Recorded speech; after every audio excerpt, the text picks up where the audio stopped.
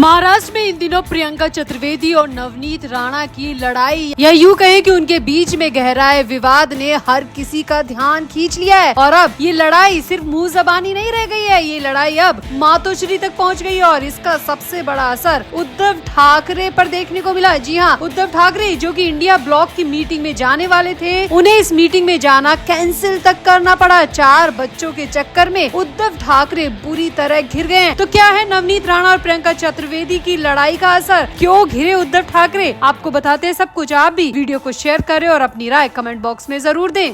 तो महाराष्ट्र में मुंबई बीएमसी चुनावों की सरगर्मी के बीच उद्धव ठाकरे की अगुवाई वाली शिवसेना यूबीटी की सांसद प्रियंका चतुर्वेदी ने बीजेपी नेता नवनीत राणा पर बड़ा पलटवार किया है। प्रियंका चतुर्वेदी ने कहा कि हिंदुओं को 3 से 4 बच्चे करने की सलाह देने वाली नवनीत राणा पहले अपने पति को राजी करे। प्रियंका का कहना है कि वो खुद 3 से 4 संतान पैदा करे। चतुर्वेदी ने कहा कि इसके बाद पड़ोसियों को राजी करे और इसके बाद देश की महिलाओं को ये जुलूल ज्ञान दे। यहाँ पर आपको बता दें कि निर्दलीय अमरावती से जीतकर सांसद बनी नवनीत राणा अब बीजेपी में है। उनकी गिनती फायर ब्रांड नेता के तौर पर होती है। उन्होंने हाल ही में कहा था कि एक मौलाना ने दावा किया है कि उनकी 4 पत्नियां हैं और उनके 19 बच्चे हैं। इसी बात को आगे जारी करते हुए नवनीत राणा ने कहा कि अगर मुसलमान 19 बच्चे पैदा कर रहे हैं तो हर हिंदू से मैं अपील करती हूँ कि उन्हें भी कम से कम 4 बच्चे पैदा करने चाहिए। अब नवनीत राणा का ये बयान जैसे ही सामने आया वैसे ही विवादों में छा गया और इसके बाद प्रियंका चतुर्वेदी ने उस पर कई तरह की टिप्पणियां की है। यहाँ पर आपको पहले बता दें कि आखिर ये नवनीत राणा है कौन। तो नवनीत राणा विधायक रवि राणा की पत्नी है। वो पहले अभिनेत्री रह चुकी हैं। उनका पूरा नाम नवनीत कौर राणा है। नवनीत राणा पहली बार तब सुर्खियों में आई थी जब उन्होंने हनुमान चालीसा को लेकर तत्कालीन मुख्यमंत्री उद्धव ठाकरे के खिलाफ मोर्चा खोल दिया था। मुंबई में ठाकरे ब्रदर्स के एक साथ आने पर भी उन्होंने तंज कसा था। अब उनका 4 बच्चे वाला बयान सुर्खियों में है और इसी 4 बच्चे वाले बयान पर प्रियंका चतुर्वेदी ने जो करारा पलटवार किया है उससे मातोश्री तक घमासान मच गया है। प्रियंका चतुर्वेदी ने कहा कि नवनीत राणा को पहले अपने पति को राजी करना चाहिए और अपने बच्चे बढ़ाने चाहिए। उनको खुद को पहले 4 बच्चे पैदा करना चाहिए और फिर अपने पड़ोसियों को इस बात के लिए कन्विंस करे। लेकिन जो अपने पड़ोसियों को, जो अपने पति को राजी नहीं कर सकती, वो देश की महिलाओं को इस बारे में कन्विंस करना बंद करे। यहाँ पर प्रियंका चतुर्वेदी ने ये तक कह दिया कि हिंदू महिलाएं सिर्फ बच्चे पैदा करने के लिए नहीं है, बल्कि अपना करियर, अपनी हेल्थ और अपना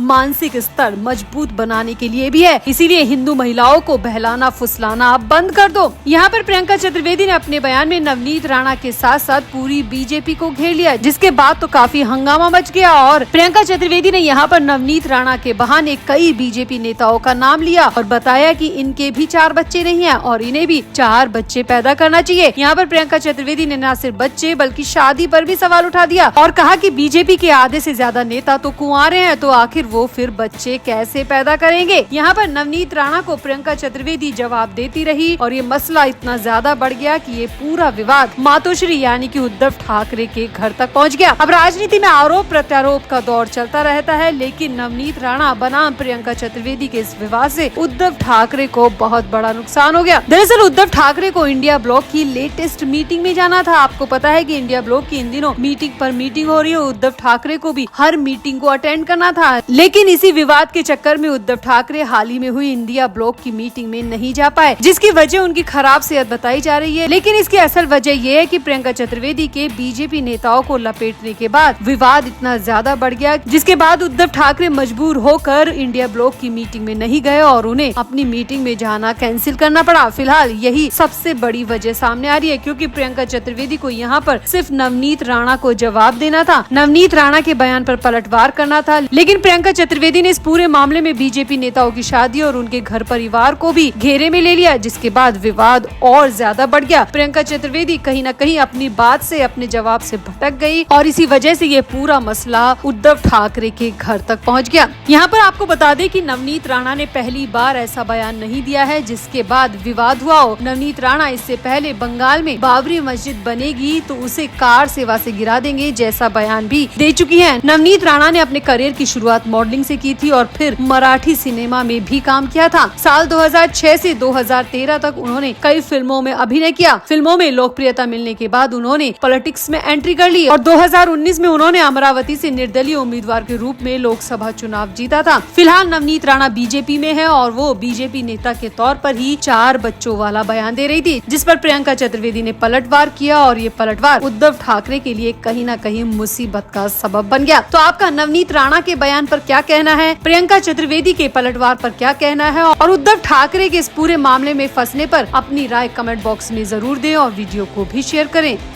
तो दरअसल ये तो पिछले कई दिनों से चल रहा था कि दोनों गुट साथ आ सकते हैं, लेकिन 2 जून 2026 को कुछ ऐसा हुआ जिसके बाद तो ये माना जाने लगा कि अब एकनाथ शिंदे और उद्धव ठाकरे की नजदीकी साथ आने का समय हो चुका है। और ये सब कुछ हुआ महाराष्ट्र के समृद्धि एक्सप्रेसवे पे, जहां पर उद्धव ठाकरे खेमे के नेता अंबादास दानवे और एकनाथ शिंदे गुट के विधायक अब्दुल सत्तार का काफिला आमने सामने आ गया। दोनों नेताओं ने गाड़ी से उतरकर एक दूसरे को गले से लगाया। इनकी मुलाकात की तस्वीरें महाराष्ट्र में आग की तरह वायरल हो गई और इसके बाद अंबादास दानवे ने मीडिया में आकर कहा कि वक्त आ चुका है दोनों शिवसेना एक हो जाए। अब्दुल सत्तार ने भी इसके जवाब में कहा कि शिंदे साहब रजामंदी दे तो दोनों पार्टी को एक होने में जरा भी वक्त नहीं लगेगा। यानी कि यहाँ पर पहला क्लू मिला कि दोनों पार्टी साथ आ सकती है। लेकिन इसके बाद में खबर आई गई हो गई और यहाँ पर फिर से चर्चाएं बंद हो गई। लेकिन अब अजय बोरास्तो ने एक बार फिर से ऐसा बयान दे दिया जिसके बाद में माना जाने लगा है कि उद्धव ठाकरे की पूरी तरह हाँ है और एकनाथ शिंदे भी कहीं न कहीं चाहते हैं कि उद्धव ठाकरे से फिर से विलय कर लिया जाए। दरअसल 18 जून को महाराष्ट्र की 16 सीटों पर एमएलसी चुनाव होने वाले हैं। इससे पहले शिवसेना के सभी नेता मिलन और गठबंधन की चर्चाओं पर जोर दे रहे हैं। इसी बीच एकनाथ शिंदे के करीबी और बड़े नेता अजय बोरास्तो का भी बयान सामने आया। यहाँ पर आपको बता दें, अजय बोरास्ते एकनाथ शिंदे के साथ कई सालों से काम कर रहे हैं। उनके बेहद करीबी और विश्वसनीय नेता माने जाते हैं। अजय बोरास्तो के हवाले एकनाथ शिंदे ने पूरा नासिक दे रखा है। वो नासिक के जिला अध्यक्ष हैं और इसी बाबत जब मीडिया प्रेस कॉन्फ्रेंस उन्होंने की तो उन्होंने मीडिया वालों का बहुत ही बैलेंस जवाब दिया। मीडिया वालों ने उनसे पूछा कि क्या वाकई में शिंदे और उद्धव ठाकरे एक होने जा रहे हैं, तो इस पर अजय बोरास्तो ने सीधे कहा कि हर शिव सैनिक यही चाहता है। महाराष्ट्र में रहने वाला हर शिव सैनिक, बाल ठाकरे को चाहने वाला हर शिव सैनिक यही चाहता है कि दोनों गुट एक हो जाएं। उन्होंने एक लाइन में सीधी और सपाट बात कह दी कि सब यही चाहते हैं कि दोनों गुट एक साथ हो जाएं। यहाँ पर अजय बोरास्तो ने हमारे लीडर उद्धव ठाकरे और एकनाथ शिंदे दोनों हैं। यहाँ पर अजय बोरास्तो ने उद्धव ठाकरे को भी अपना लीडर बनाया और एकनाथ शिंदे के बराबर रिस्पेक्ट उन्होंने दी। यहाँ पर अजय बोरास्तो ने आगे कहा कि ये सब जानते हैं कि दोनों ही लीडर हमारे बाला साहब ठाकरे के आदर्श को मानने वाले हैं। इसीलिए सभी कार्यकर्ता यही चाहते हैं कि दोनों विचारधारा अलग अलग रास्तों पर जाने के बजाय एक रास्ते पर आ जाए और वो समय अब दूर नहीं है। यहाँ पर अजय बोरास्तो ने एक बात और की। अजय बोरास्तो ने कहा कि महाराष्ट्र में बीजेपी जैसे काम कर रही है उससे सहयोगी दलों के लिए हालात बहुत ज्यादा बदल गए हैं। एनसीपी का हाल सब देख रहे हैं, लेकिन हमारे शिंदे साहब फाइटर है, इसलिए अब तक सब कुछ कंट्रोल में चल रहा है। लेकिन वक्त आ चुका है कि बीजेपी की मनमानी से शिंदे साहब भी परेशान हो रहे हैं और इसीलिए कहीं न कहीं वो भी अब चाहते हैं कि उद्धव ठाकरे के साथ विलय को ज्यादा दिन तक न टाला जाए। यहाँ पर अजय बोरास्तो ने कहा कि पार्टी के टॉप लेवल पर विलय को लेकर अभी तक सीधे तौर पर बात नहीं हुई है, लेकिन हम सब नेता आपस में मिलते रहते हैं। कार्यकर्ताओं के स्तर पर इसे लेकर कोई विरोध नहीं है। हम नेताओं में भी इसे लेकर कोई भी विरोध नहीं है। इसीलिए सभी नेता कार्यकर्ता चाहते हैं कि दोनों को एक हो जाना चाहिए।